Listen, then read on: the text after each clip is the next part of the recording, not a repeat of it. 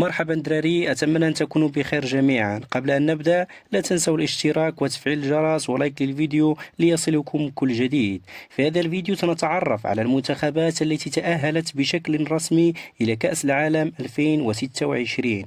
فالمنتخبات الثلاثة الأوائل هم المنتخبات المنظمة لهذه النسخة، وهم المنتخب أمريكا والمنتخب المكسيك وكذلك منتخب كندا. أما بخصوص القارة الإفريقية فالمنتخب المغربي هو أول المتأهلين من إفريقيا، كما تأهل كل من المنتخب الياباني ومنتخب إيران ومنتخب أوزبكستان، كذلك منتخب كوريا الجنوبية وكذلك منتخب الأردن ومنتخب أستراليا.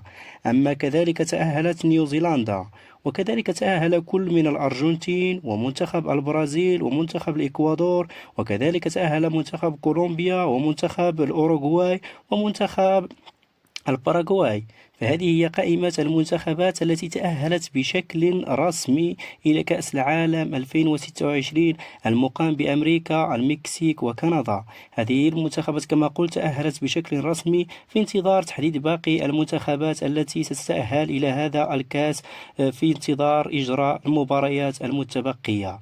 فإلى هنا ينتهي الفيديو، نلتقي في فيديو آخر، ولا تنسوا الاشتراك وتفعيل الجرس ليصلكم كل جديد. والسلام عليكم.